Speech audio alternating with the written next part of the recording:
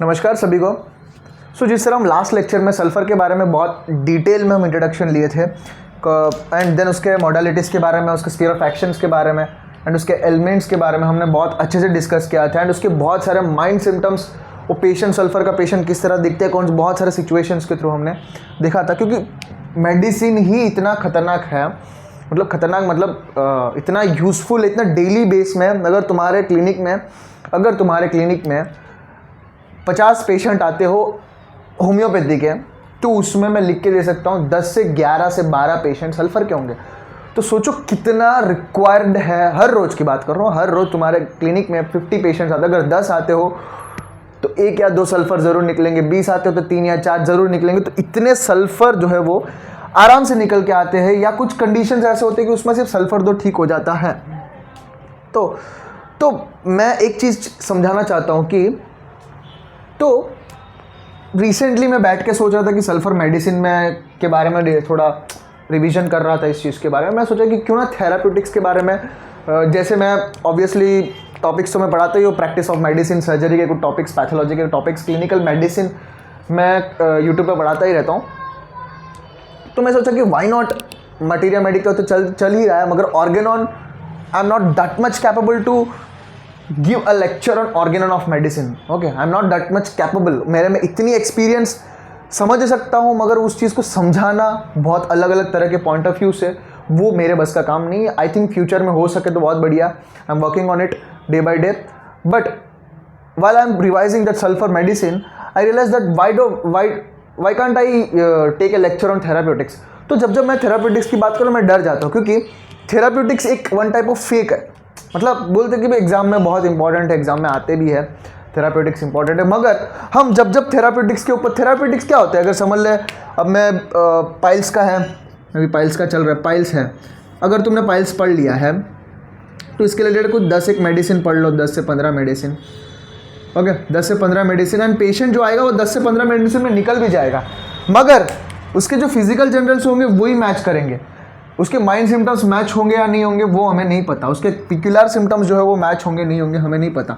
तो हम जब थेराप्यूटिक्स के बेस में, तो पेशेंट को क्योर तो मिल जाता है, ये वही है ना, right side logical side and emotional side वाला। ओके, सो पॉइंट पे चलते हैं। तो जब हम क्या बोलते हैं थेराप्यूटिक्स जिसके, तो वो ईजी तो हो जाता है, मगर तब हम केस टेकिंग वाला पार्ट को हम भूल जाते हैं। तो हम जब केस टेकिंग करते हैं, केस टेकिंग करने के बाद हम उसके माइंड को लेते हैं, कैरेक्टरिस्टिक सिम्टम्स को लेते हैं, पिक्युलर सिम्टम्स को लेते हैं। इन सब सिम्टम्स को मैं करने के बाद, रेपर्टराइज करने के बाद जो मेडिसिन हमें मिलता है उसको हम पेशेंट को देते हैं, तो वो मोर सिमिलिमम मेडिसिन होगा। तो हमें मोर सिमिलिमम की तरफ जाना है। तो मैं थेराप्यूटिक्स को अवॉइड करने का सोचा, मगर थेराप्यूटिक्स से क्या होता है कि मतलब जो बिगिनर्स होते हैं उनके लिए बहुत हेल्पफुल होता है। कि जब मैं बिगिनर था तब मेरे लिए थेराप्यूटिक्स बहुत हेल्प किए थे, क्योंकि वो चीज़ों को इंट्रोड्यूस करवाते हैं। ओके, तो वो था। तो हम सल्फ़र के ऊपर जाते हैं। तो सल्फ़र एक ऐसा मेडिसिन है जो बहुत सारे थेराप्यूटिक्स में घुस जाता है, अपना वो लेकर ही आ जाता है। तो हम विदाउट वेस्टिंग आवर टाइम हम सल्फ़र के कैंट के थ्रू हम इसके माइंड को अच्छे से समझेंगे विथ रिलेटिंग दिस। इसको मैं मिटाऊंगा नहीं क्योंकि ये काम के है अभी। ओके, तो हम पढ़ते हैं इंटीरियरली स्टार्ट करते हैं। Sulphur he is a real man. हम सल्फ़र के मेडिसिन के बारे में जब भी तुम देखो, सल्फ़र के पिक्चर्स होते हैं, एक पर्टिकुलर फिक्स्ड स्टेट नहीं होता। हमको लगता है कि सल्फ़र जो है वो एकदम डर्टी दिखता है, सेल्फिश होता है, वो अपने बारे में ही सोचता है, मगर ऐसा नहीं होता है। सल्फ़र के लाइफ में भी कुछ फेजेस होते हैं। अभी कोई बंदा सेल्फिश हो रहा है तो कुछ उसके पास में घटनाएं हुए होंगे, ओके, तो उस वजह से वो सेल्फिश हो रहा है। देखो, सल्फ़र का पेशेंट, मैंने बताया था, वो ईगो से बहुत वो हो जाता है, वो बहुत सारे बेइज्जती, अपने जो बोलते हैं ना, अपनी सेल्फ रिस्पेक्ट के ऊपर उसको बहुत चोट आई होती है। कोई उसको कुछ बोल देता है, कोई इन पास्ट में कुछ ऐसा सिचुएशन हुआ रहता है कि जिससे उसको बेइज्जती होती है। एंड वो मैंने एग्जांपल भी लिया था 12th फेल का मूवी का। तो उसके फैमिली के जो बेइज्जती होता है, तो वो निकल जाता है घर से, अपने कपड़ों को, कुछ भी चीज़ों को मैटर नहीं करता, वो सेल्फिश हो जाता है। ओके, तो वो अपने गोल ओरिएंटेड रहता है। मगर सल्फ़र पेशेंट ऐसा होता है ना, कि जो मैंने देखी है सल्फ़र पेशेंट्स, वो अपने लाइफ में कुछ उखाड़ नहीं पाते। जो मैंने देखी है वो करते जरूर है, कोशिश रहती है, मगर वो एक जगह स्टिक्ड नहीं रहते, लेजीनेस उनमें रह जाती है। मगर वो एक जगह स्टिक्ड नहीं रहते, वो मेहनत करते हैं, सेल्फिश होते हैं, मगर वो सेल्फिश बनने का रीज़न भी होता है। सल्फर का एक फेज़ आती है। ओके, एक बच्ची है जो एक पेशेंट है, एक्यूट नहीं क्रॉनिक में था, वो बच्ची आई थी। तो बच्ची है फास्टिडियस, एकदम सुंदर से रेडी होगी, उसके घर वालों से बहुत चिड़चिड़ रहेगी, वो रहेगी, पापा के साथ गाली गलौज करेगी, उसके पापा उसको बहुत लाड किए थे, वो सब गाली गलौज करेगी। मगर जब बाहर वाले आते हैं, सब आते हैं, तो वो एकदम फास्टिडियस बन जाती है। ओके, अपने आप को बहुत अच्छे से मेंटेन रखेगी। जब हमने उसके सिम्टम्स जो उसका पूरी हिस्ट्री ली, तब मिली सल्फर। तो वो है सल्फर, मगर जो सल्फर का हम बुक में पढ़ते हैं उसका पूरा उल्टा है। वो फास्टिडियस कैसे हुई? फास्टिडियस तो हमें आर्सेनिक के बारे में पढ़ते हैं, जो हर तरीके से संभाल। तो सल्फर भी है ना, एक समय पर फास्टिडियस होता है, अपने आप को बहुत अच्छे से सुंदर दिखाने की कोशिश करता है कि मैं सुंदर दिखना चाहती हूँ या दिखना चाहता हूँ, हर सब लोगों के साथ अच्छे से रहेगा। या लिखा है he is a real man, वो एक रियल मैन होता है मगर सल्फर स्पॉइल्स द अफेक्शंस को पूरा स्पॉइल कर लेता है। क्यों? क्योंकि वो एक ऐसा सिचुएशन से गुजर जाता है, बेइज्जती हो जाती है उसकी, तब उसकी ईगो हर्ट हो जाती है, तब वो अपने अफेक्शंस को हटाने की कोशिश करता है और वो अपने गोल के पीछे भागने की कोशिश करता है। गोल जो भी है वो रेस्पेक्ट अचीव करने के लिए उसकी ईगो को ठेस पहुंचती है, इस वजह से वो अफेक्शंस को दूर कर देता है। एंड वो क्या बोलते हैं, और ईगोइस्टिक प्लस क्या बोलते हैं,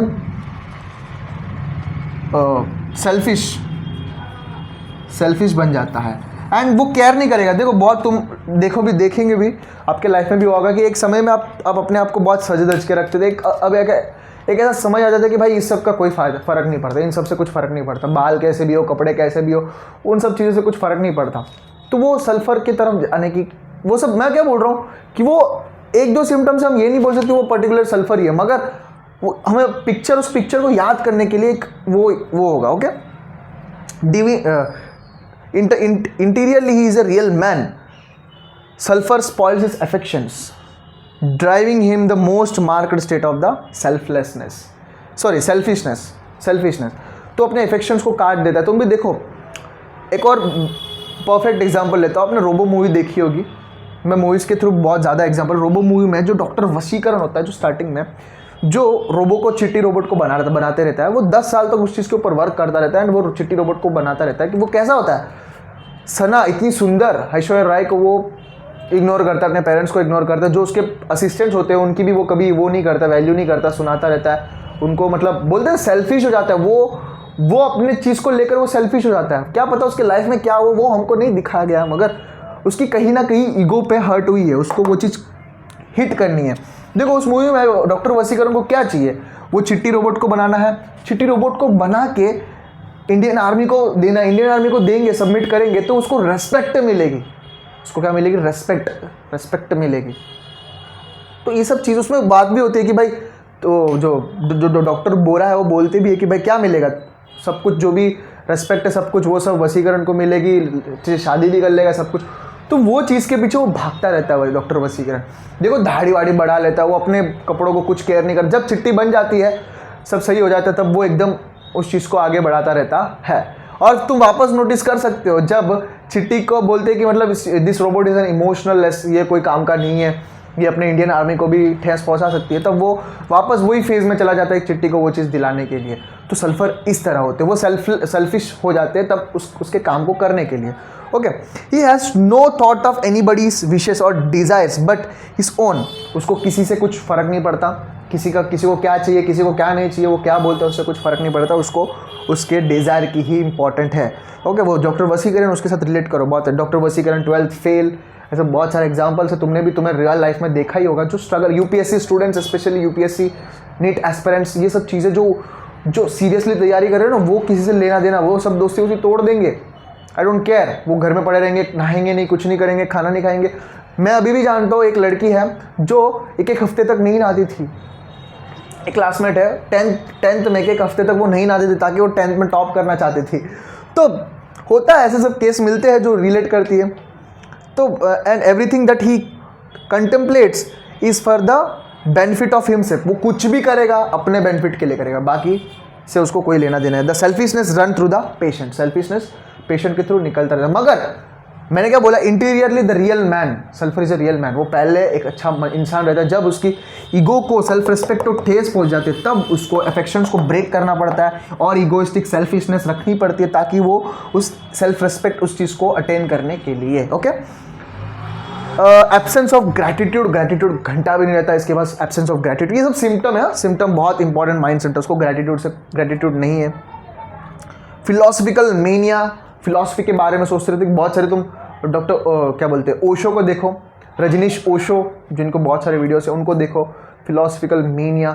बहुत सारे फिलोसोफर है, नीशे, इन सब फिलोसोफर को देखो, वो कैसे दिखते कैसे हैं, उनको कुछ लेना देना नहीं है मैं किस तरह दिख रहा हूँ, किस तरह हूँ, उन सब चीज़ें। जो बड़े बड़े बाबा रहते हैं उन सब चीज़ों के बारे में, वो लोगों के बारे में तुम देखो थोड़ा, वो दाढ़ी वाड़ी बढ़ा लेते हैं, they don't care about their, selfless रहते हैं, मतलब उनको कुछ पड़ी नहीं अपने बारे में और सेल्फिश होते हैं, अपने बारे में ही सोचेंगे, क्योंकि वो एक फिलोसफिकल थिंग को सर्च करने में निकल रहे, फिलोसफिकल।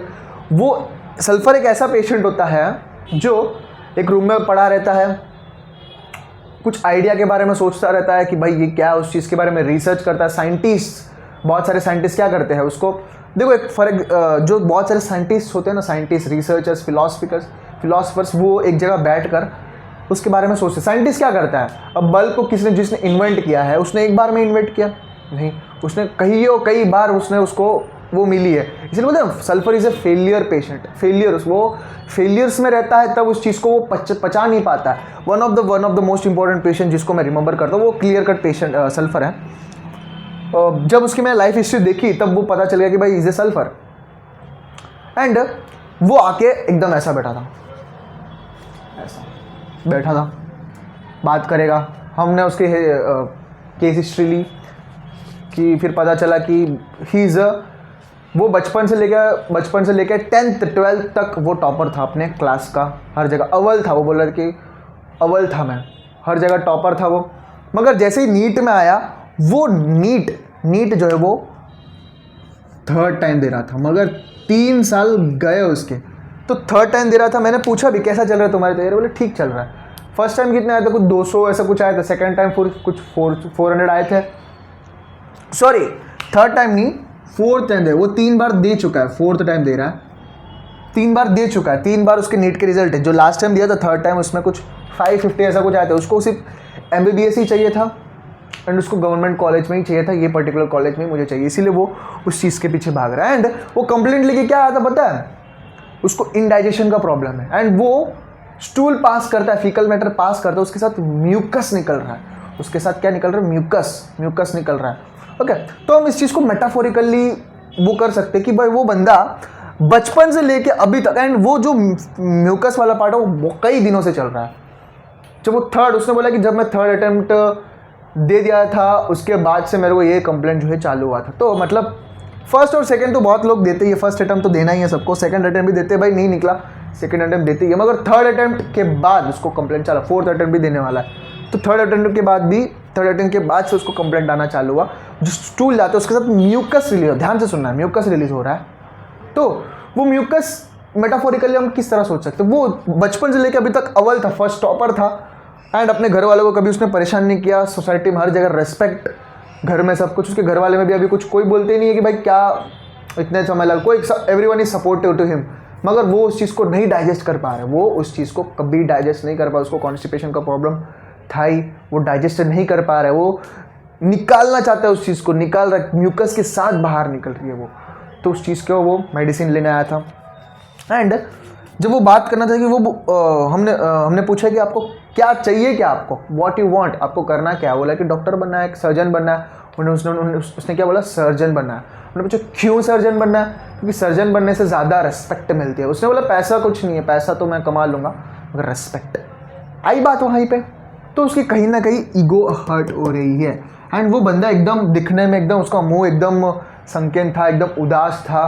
मतलब यूपीएससी स्टूडेंट को जाके देखो भाई, तुम जो सीरियसली तैयार, उसका मुंह देखो, हरदम ऐसा बैठा रहेगा, सोचता रहेगा कि भाई कैसे पढूं, क्या करूं, एक और साल मेरा वेस्ट हो रहा है, कैसे पढूं, क्या पढूं, उसके दिमाग में वही चलता रहेगा, क्योंकि कहीं ना कहीं उसका हिट हुआ है। वो अंदर ही अंदर अपने आप को छोटा फील करता है। One of the most important symptom is sulphur, अंदर ही अंदर अपने आप को, वो जो बाहर अपने आप को दिखाएगा सब कुछ, कि भाई मेरे पास इतना नॉलेज है, उतना नॉलेज है, वो है, वो ये है, वो है, मगर उसका नॉलेज जितना है मगर उसका रिजल्ट इतना ही होगा। बोलते ना कि जो क्लास में एक ऐसा बंदा होता है जो एग्जैक्टली एग्जाम के लिए तैयार करता है, एग्जाम के लिए अच्छे मार्क्स लाता है and he is going to be the topper, मगर एक बंदा ऐसा रहता है वो नॉलेज के लिए तैयारी करता है, नॉलेज के लिए तैयारी करता है।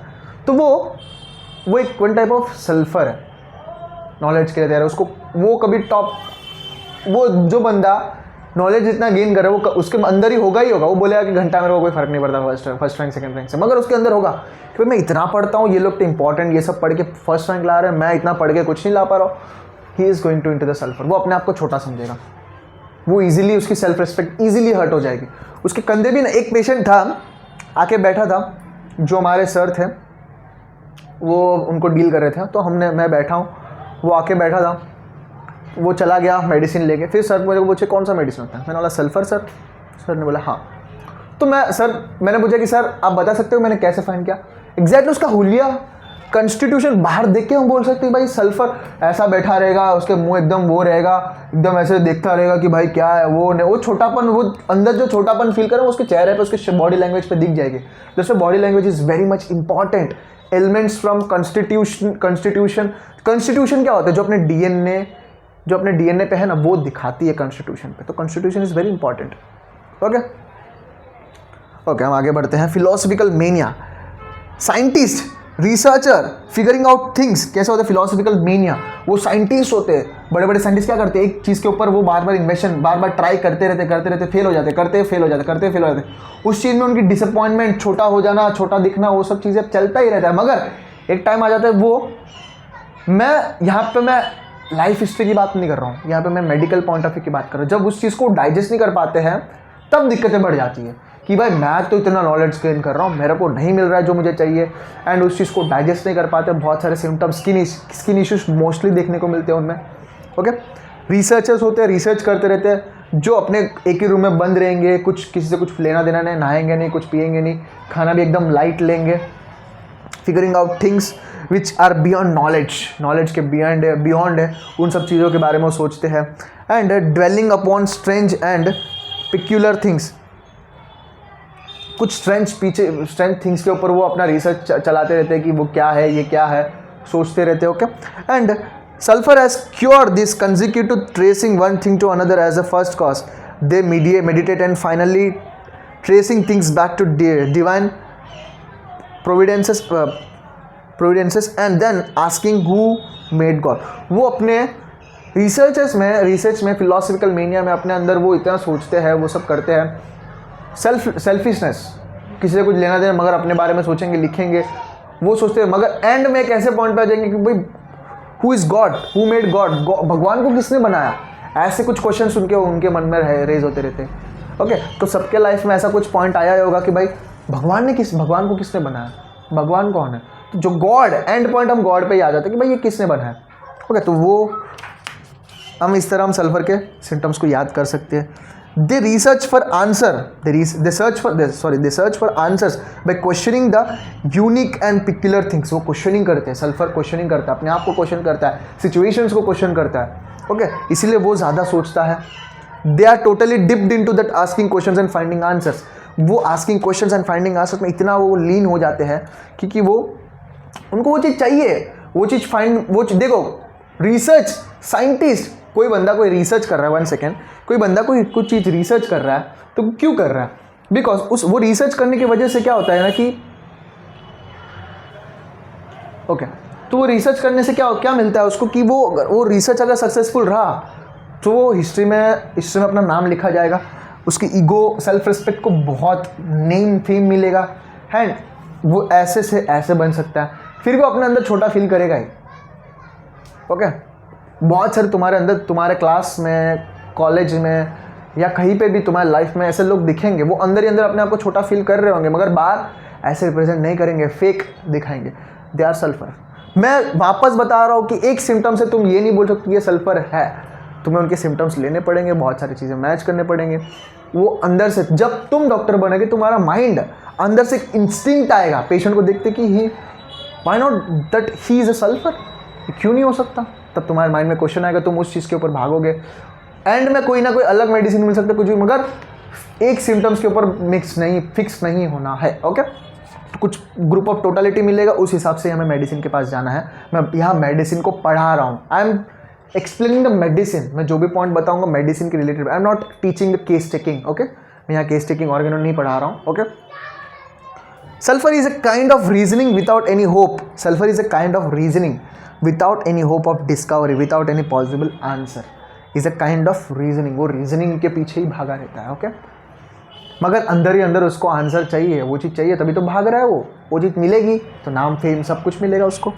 Sulphur has an aversion to follow up things. हाँ, ये बहुत इंपॉर्टेंट है। Sulphur has an aversion to follow up things in an orderly fashion. अभी फॉर एग्जाम्पल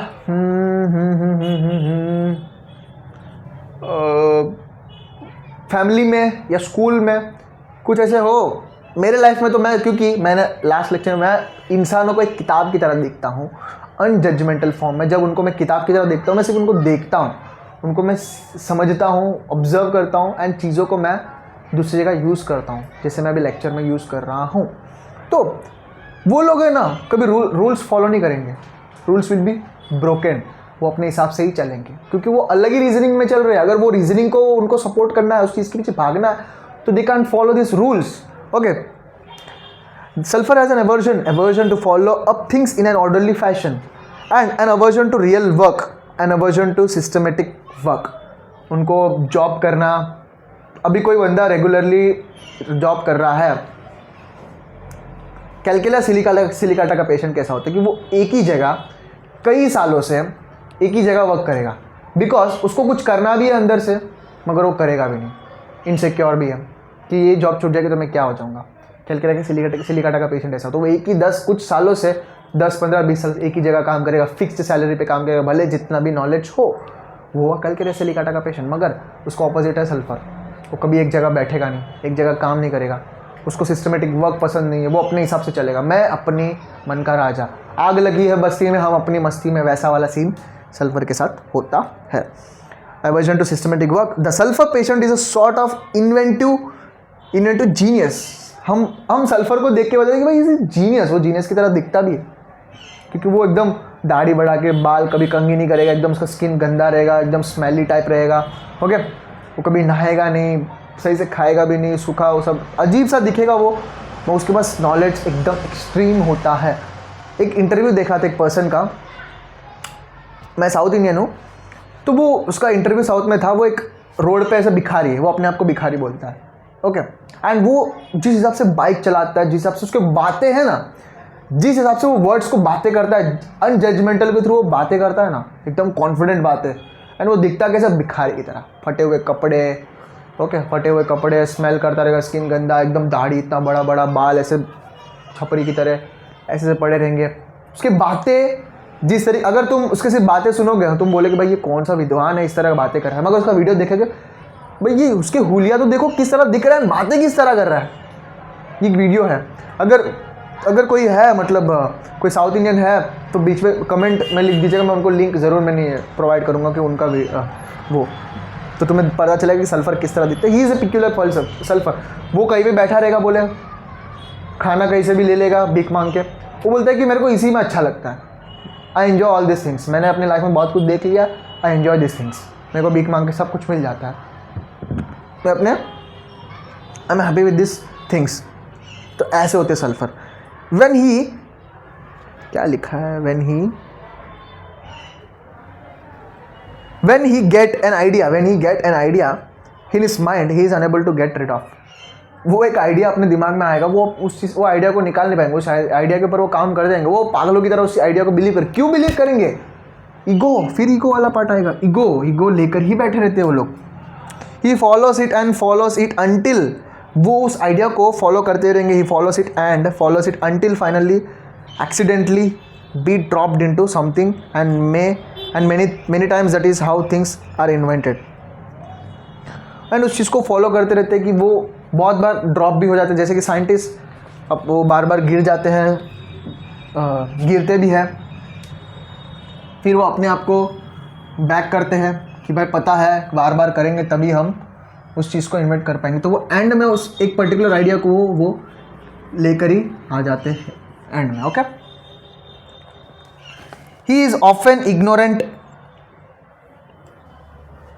ओके, उसको पढ़ाई से कुछ लेना देना, ignorant, uneducated but imagine himself to a great man. ये आएगा ना, वो एक इंपॉर्टेंट सिम्टम में आएगा, आगे हम पढ़ेंगे। वो दिखता कुछ और है, बातें उसके कुछ और होते हैं। वो अपने आप को किंग समझता है, वो दिखता है एकदम भिखारी की तरह, मैंने बोला ना, वो दिखता भिखारी की तरह है, वो अपने आप को किंग समझता है, वैसे है। He is often ignorant but ignores himself to a great man. वो अनएजुकेटेड होता है, ये स्कूल्स कॉलेज सिस्टम को कभी उसको फ़र्क ही नहीं पड़ेगा इन सब चीज़ों से। वो अपना मन का मालिक होता है, मैंने बोला ना, एक पर्टिकुलर रूल्स को कभी फॉलो नहीं करेगा। He want to break rules. Okay, वो अपने खुद के रूल्स पे चलता है। Okay, he despises education, he despises literally man. वो एक और एग्जांपल मैं बताना चाहता हूँ, जो बहुत फेमस डायरेक्टर है, राम गोपाल वर्मा सर। मैं फिक्स नहीं बता रहा हूँ, मैं उनके कुछ पर्टिकुलर चीज़ें बता रहा हूँ। राम गोपाल वर्मा जो सत्या मूवी, रंगीला मूवी, ऐसे बहुत सारे मूवी है, शिवा मूवी, उनके डायरेक्टर है, बहुत फेमस डायरेक्टर है। उनके बहुत कंट्रोवर्शियल ट्वीट्स होते हैं, स्टेटमेंट्स होते हैं। उनकी बातों को देखो एंड उनको देखो। उनकी बातों को पहले मत सुनो, उनको पहले देखो किस तरह वो दिखते हैं, देन उनके सिर्फ बातें, उनको ऑडियो सुनो एंड देन दोनों को रिलेट करो। तुम बोल नहीं पाओगे ये बंदे ने ये सब चीज़ बोला है, तो दैट लेवल ऑफ डिफरेंस होते हैं। वो बोलते हैं कि पढ़े लिखे लोग कुछ नहीं उखाड़ पाते। पढ़े लिखे लोग जो बिजनेसमैन होते हैं, जो होशियार लोग होते हैं, उनके अंडर काम करते हैं। जो बैक बेंचर होते हैं, उनके अंडर पढ़े लिखे लोग काम करते हैं। पढ़ना लिखना मतलब कुछ इंपॉर्टेंस नहीं है उस चीज़ का। तो ऐसे उनके स्टेटमेंट्स होते हैं। मैं वापस बोल रहा हूँ, ये सब चीज़ें मैं याद करवाने के लिए बोल रहा हूँ। मैं वापस ये नहीं बोल रहा हूँ कि भाई वो बंदा ही सल्फर है, नहीं, हो सकता भी है, नहीं भी हो सकता। जब उसका क्लियर कट हिस्ट्री लेंगे तब हमें मेडिसिन निकल के आएगा। Okay, everything is depend on the case taking. Clear cut case taking ही हमें वहाँ तक ले जाएगी। क्योंकि यहाँ पे मैं मेडिसिन पढ़ा रहा हूँ, materia medica, homeopathic materia medica. Okay, their accomplishments and he wonders why it is everyone cannot see that he is above education। तो वो सोचते हैं कि मैं एजुकेशन सिस्टम, ये जो तुम लोग हैं, तुम सबसे मैं बहुत ऊपर हूँ। वो अपने फिजिकल अपीयरेंस इतना ऐसा होता है कि हम बोल रहे ये ऐसे सब बातें ये कर रहे हैं, हम ऐसे क्वेश्चन करने लगते हैं। मगर वो करता है, वो इतना इंटेलिजेंट भी होता भी है, उसके पास नॉलेज भर के होता है।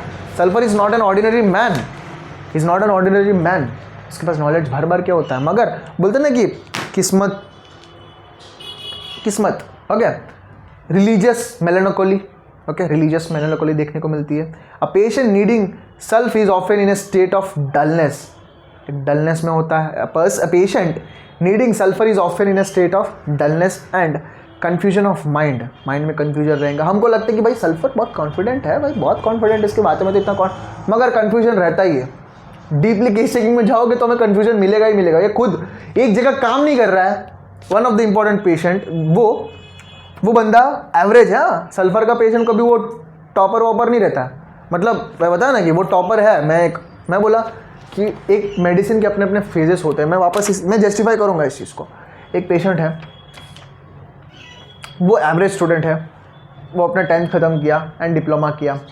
देन डिप्लोमा करने के, वो देखो 10th के बाद कोई भी मेजॉरिटी ऑफ लोग क्या करते हैं, 11th 12th, नहीं, उसको डिप्लोमा करना था। क्यों डिप्लोमा करना? डिप्लोमा करने के बाद इंजीनियरिंग करेंगे तो ज़्यादा वैल्यू रहेगा। डिप्लोमा किया 2 साल, फिर उसने डिप्लोमा के ऊपर इंजीनियरिंग नहीं किया, उसको कोई जॉब ढूंढने की कोशिश की। क्या पता उस टाइम उसमें उसके माइंड में क्या कीड़ा चला, जॉब ढूंढने की कोशिश की। एंड वो जॉब ढूंढने के चक्कर में वो गया दुबई में कुछ 2-3 साल का कॉन्ट्रैक्ट था। दुबई गया, बहुत खुश था, सब कुछ बढ़िया था, बातें एकदम परफेक्ट करेगा, एकदम कॉन्फिडेंट बातें। मगर वो बैठा ऐसा रहेगा, उसका फेस एकदम कैसा डलनेस रहेगी। मैं बताता हूँ। तो 3 साल के बाद दुबई से आया। दुबई से आने के बाद जॉब उसको नहीं मिला, तो वो सोचा कि मैं यूपीएससी की तैयारी करूँगा। मगर यूपीएससी सोचा कि यूपीएससी नहीं, हम स्टेट गवर्नमेंट एग्ज़ाम्स की तैयारी करेंगे, स्टेट सिविल के एग्ज़ाम की बात तैयारी करेंगे। तो वो स्टेट्स की तैयारी करता था। 2 बार उसका एग्ज़ाम गया। जो फर्स्ट टाइम तो गया, सेकंड टाइम कैसे गया, उसके जो सर्टिफिकेट से कुछ सर्टिफिकेट का नहीं मिल पाया टाइम पर, तो उसका कैंसिल हो गया। तो वो 3rd टाइम वापस तैयारी कर रहा है। एंड उसकी एज कितनी है? 34 एज में is unmarried and preparing for GPSC की तैयारी कर रहा है। एंड वो घर बैठा है, घर बैठ के घर का खाना खा रहा है। उसको प्रॉब्लम क्या है? स्नीजिंग। स्नीजिंग का प्रॉब्लम कंप्लेंट लेके आया था। हरदम उसको हर महीने में 2 या 3 बार होता ही रहता है। ठंडा पानी लगते ही वो स्नीजिंग चालू हो जाता है, सर्दी में रहता ही है। इसको गुस्सा कभी नहीं आएगा, जब आएगा तब वो गाली दे के छोड़ देगा, ऐसा सब कुछ है। ओके, अपने आप को वेल मेंटेन रखा था, एकदम परफ्यूम वर्फ्यूम लगा के आया था, सब कुछ सही था। इसका एज देखो, अनमैरिड है, 34 के एज में कोई भी शादीशुदा बच्चे होते हैं फिर भी यूपीएससी की तैयारी कर रहा है। कोई रूल है? कोई रूल को ये फॉलो, सोशल नॉर्म्स को कुछ फॉलो कर रहा है ये? इसको मैरिज का प्रेशर होगा, इसका प्रेशर होगा, घर से प्रेशर होगा, बाहर से प्रेशर होगा, हर तरीके से प्रेशर होगा। एंड वो कुछ बोलते हैं कि वो इमोशन व्यक्त नहीं कर रहा था। हम पूछेंगे भाई और कुछ प्रॉब्लम, आप किस तरह बिहेव करते हो, वो 1 लाइन आंसर देगा। अब तुम्हें पता चल रहा है किस तरफ सल्फर जा रहा है। मैंने एक और फेज ही बताया था कि सल्फर वो चौथी बार थर्ड नीट दे रहा था, उस चीज़ को भी एक्सेप्ट नहीं पा। चौथी बार दोना एक नॉर्मल चीज़ है। चौथी बार कोई एग्जाम के लिए तैयारी करना is a normal thing, not a normal thing. वो कभी अपने रूल्स को फॉलो नहीं कर रहा है। ओके, तो वो अपना खुद का वो बना रहा है, उसको चाहिए चाहिए, वो मिलेगा, वो सर्जन बनेगा तो उसको रेस्पेक्ट मिलेगी। जीपीएससी क्रैक करेगा, पुलिस बनेगा तो उसको रेस्पेक्ट मिलेगी। मैंने ये भी पूछा कि आप सोशली बहुत रेस्पॉन्सिबल हो, इस सब चीज़। हाँ, मुझे अच्छा तो नहीं लगता, मगर गलत झूठ है, उसको उन चीज़ से कुछ फ़र्क नहीं पड़ता। उनको चाहिए रेस्पेक्ट। उनको क्या चाहिए? रेस्पेक्ट। ओके, तो रेस्पेक्ट के लिए वो काम करते रहते हैं। He walks, ये हो गया नहीं, able to collect the things and ideas, lack of हाँ, a patient needing sulfur is often in a state of dullness, confusion of mind। जो हम केसिंग के अंदर जाएंगे ये सब चीज़ें दिखेंगे। कैंट सर ने बहुत सोच समझ के सब बोली है। With inability to collect the thoughts, उसके दिमाग में एनी टाइम थॉट्स चलते रहते, मगर वो चीज़ को एक जगह इकट्ठा नहीं कर पाएगा। Okay, and ideas, lack of concentration, ये बहुत इंपॉर्टेंट है, लैक ऑफ कंसंट्रेशन।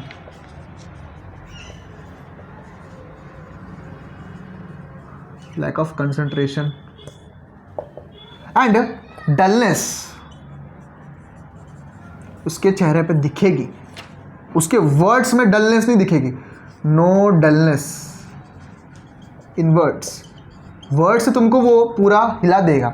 तो तुम्हें हमें क्या करना है? उसके वर्ड्स प्लस उसका कॉन्स्टिट्यूशन दोनों को मैच करते हुए चलना है। ये दोनों मैच होना ज़रूरी है। कोई होगा बॉडी बिल्डर होगा, तुम देखो जैसे कि बहुत अच्छी खासी बॉडी रखते हैं, एकदम सुंदर दिखते हैं, बहुत फिजिक, बहुत जिम में बहुत वो करते रहते हैं। मैं सबकी बात नहीं कर रहा हूँ, मैं कुछ लोगों की बात कर रहा हूँ। वो उनकी बातें देखो तुम, इसकी बॉडी देखो कितना खतरनाक दिख रहा है बंदा, मतलब उसकी बातें एकदम मैच नहीं करेंगे, वो लेवल मैच नहीं करेंगे। जिस तरीके से दिख रहा है वो लेवल मैच नहीं करेगा। उसी तरह सल्फर में क्या होता है कि जिस लेवल से वो बातें करे उसका फिजिकल अपीयरेंस मैच नहीं होंगे। ओके, तो ये वही बात। ही wakes up in the morning with dullness of mind and fullness in the head and vertigo. Okay, foolish happiness होगा, and pride thinks himself is a position of beautiful things. Even rags seems beautiful. ये important है, even rags seems beautiful. Rags seems, उसके कपड़े, मैंने जो बोला ना एक यूट्यूब पे हैक वो अपने फटे हुए कपड़े पहनेगा, धूल लगे हुए एकदम गंदे कपड़े पहनेगा, फिर भी उस चीज़ को वो अपने आप को किंग समझेगा, वो अपने आप को किंग बोलेगा भी। I don't care. Ram Gopal Verma को भी देखो, उनके इंटरव्यूज देखो। अब मेरे से कुछ फ़र्क नहीं पड़ता, मुझे किसी से कुछ फ़र्क नहीं। उनके ट्वीट्स, उनके बातें और उनके फिजिकल अपीयरेंस को देखो, वो कैसे हंसते हैं।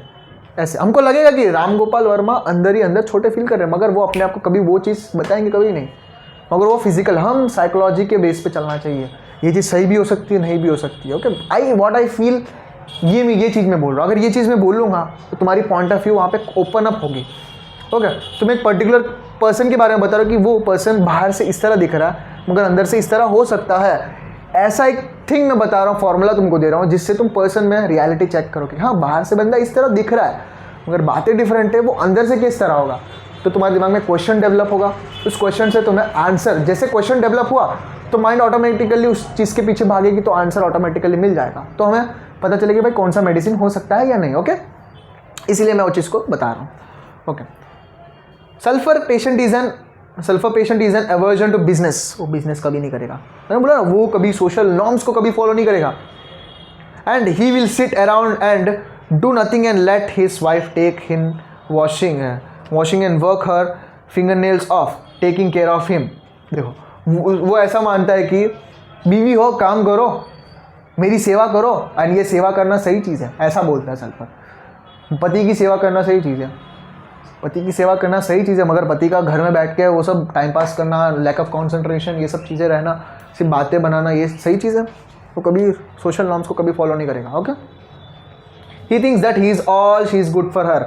वो सोचता है कि ये सब चीज़ें, मेरी सेवा करना, पति की सेवा करना, ये सब चीज़ उसके लिए अच्छा है. ओके, ऐसा वो समझता है. Okay okay, sulfur is very opposite of all things fastidious. Arsenic album is a typical fastidious patient and there is two remedies are extreme of each other. देखो यहाँ पे दो चीज़ है sulphur and arsenic album. Burning में sulphur, arsenic album and phosphorus जो है वो बर्निंग में ट्रायो बर्निंग में तीनों आते. तो हमें आर्सेनिक और सल्फर को कंपैरिजन में बहुत वो करना आना चाहिए. 3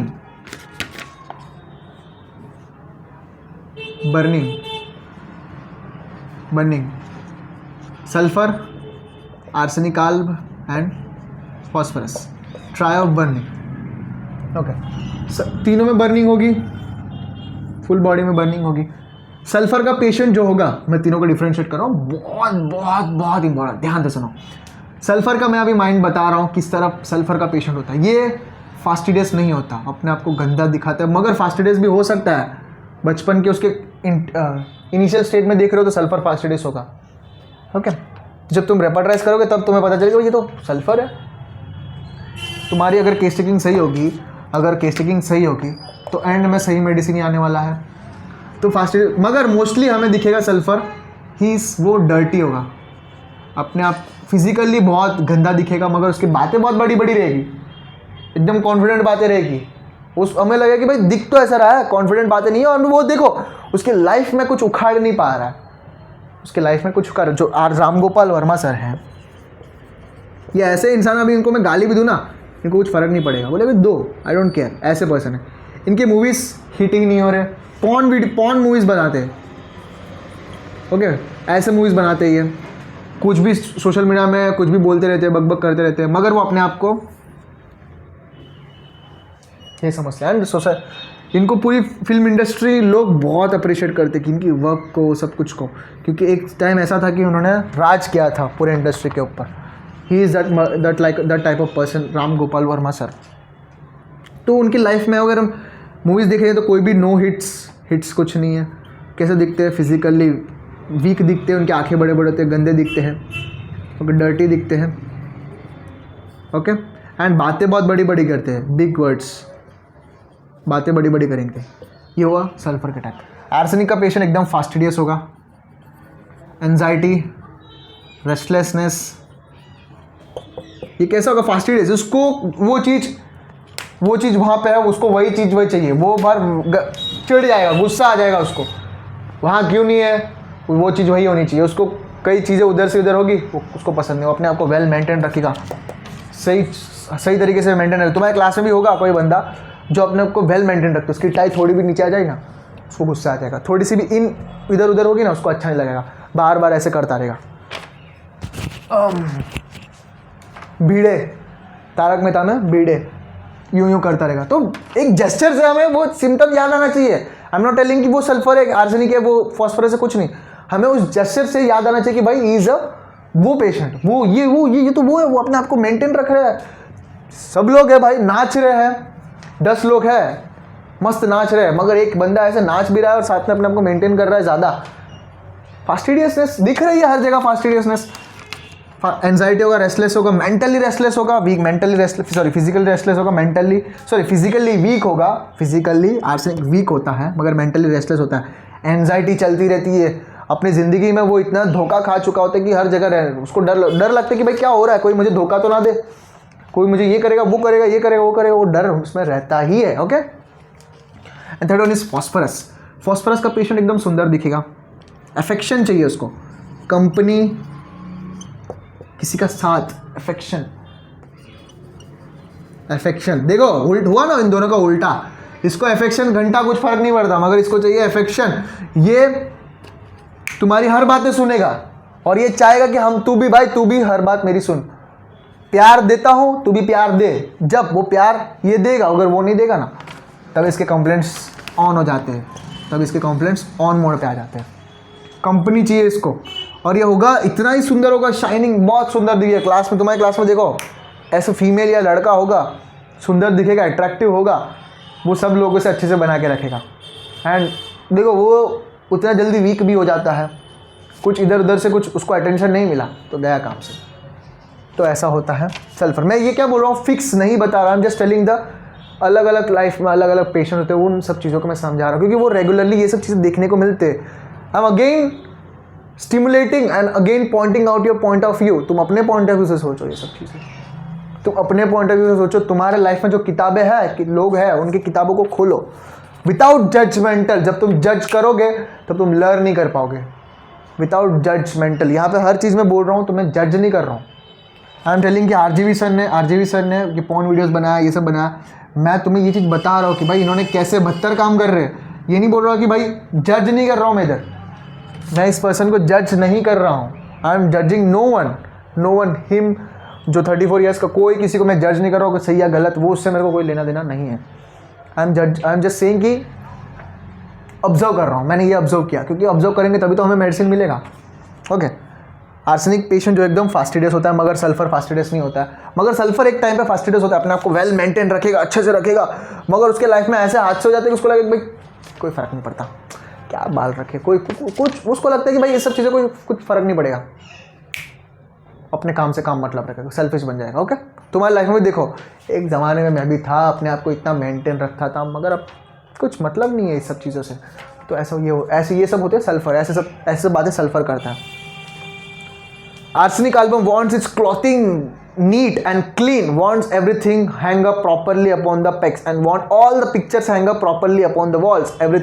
Wants everything neat and nice. Hence, the arsenic album patient has been called as the gold-headed cane patient.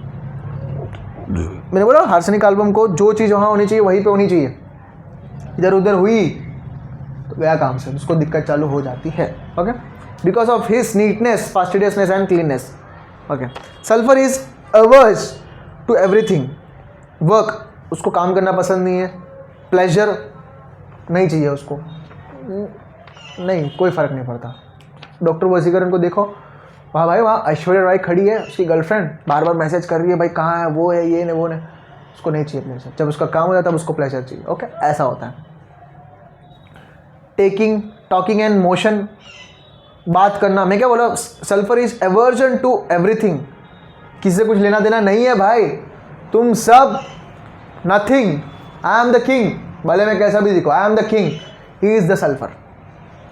Work, काम से कुछ फर्क नहीं पड़ता, वो जो जॉब कर रहा है वो छोड़ देगा, वो नहीं करना है। प्लेजर नहीं चाहिए, प्लेजर, बात करना, कुछ मोशन, ये सब चीज़ें कुछ फ़र्क नहीं, पसंद नहीं है। Avoidance, indolence of mind and body, अपना बॉडी का माइंड का कोई फ़र्क, कुछ इंपॉर्टेंस नहीं रखेगा वो। Indolence to satisfy satisfy of life, वो अपने जीवन की संतृप्ति को कभी इंपॉर्टेंस नहीं देगा। Okay. Too lazy to rouse himself and too unhappy to live, बहुत इंपॉर्टेंट सिम्टम है। ओके। राउज हिमसेल्फ, वो अपने आप को बेड के ऊपर से उठा नहीं पाएगा, बैठा रहेगा, सोचता रहेगा, बस सोच रहा हूँ माइंड में, वो अपने आप में हीरो है, चल रहा है, जो कोई आया अपने उसके सामने फेंक रहा है कि मैं ये हूँ ना, मैं वो हूँ, यही चल रहा है, वो कुछ करेगा नहीं। मैं बोल रहा हूँ ना, जिस तरीके से बातें बताएगा, जिस तरीके से अपना गोल बताएगा, उसके लाइफ में कुछ नहीं होगा, कुछ कर ही नहीं रहा होगा वो सल्फर। ओके। उसके लाइफ में रिजल्ट कभी नहीं होगी, इसलिए वो सिर्फ बातें बना रहा है। Okay. Dread of being washed in children, बच्चे स्पेशली, उनको नहाने से नफरत है, नहाएंगे कभी नहीं, नहाएंगे तो एकदम चीख के रोएंगे, ऐसा सर पकड़ के, तक बोलते हैं बच्चे लोग रोते हैं ऐसे सर पकड़ के, भाई मेरे ऐसा दुख, अंदर दुख लेके बैठे, वैसा रोएंगे बच्चे। Okay. They will cry lustily, full of energy के साथ रोएंगे।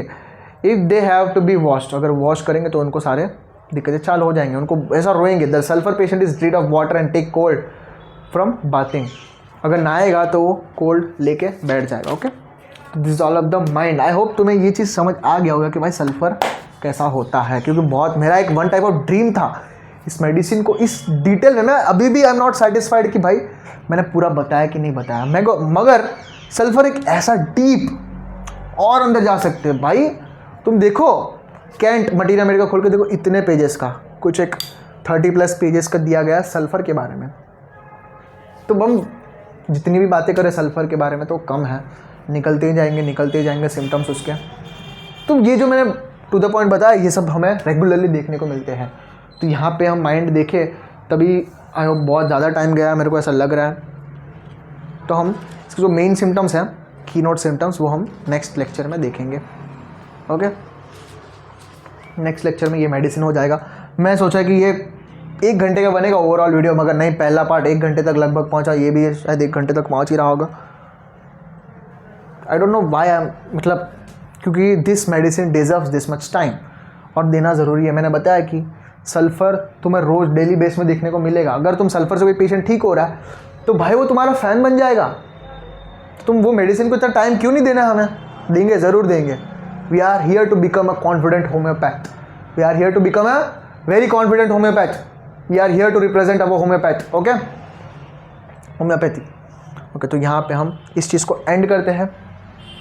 अगर कुछ दिक्कतें हैं, अगर तुम्हें कुछ एग्जाम्पल बताना हो, ये बहुत बहुत इंपॉर्टेंट चीज़ है। अगर तुम वीडियो को यहाँ तक देखे हो, तुम्हें अपने लाइफ में भी कुछ चीज़ों का भी तुम सोच रहे होंगे भाई हाँ ये भी था ना, अपने मेरे लाइफ में भी ऐसा एक बंदा था, ये भी था, ऐसा था, तो चीज़ें तुम्हें दिखेंगे तो तुम कमेंट में आप बता सकते हो ताकि बाकी लोगों को भी हेल्प हो सके। ओके, इस तरह हम इस चीज़ को हम स्प्रेड करेंगे। Okay, thank you very much. अगर कुछ दिक्कतें हैं वीडियो में तो आप ज़रूर बताइएगा। Thank you.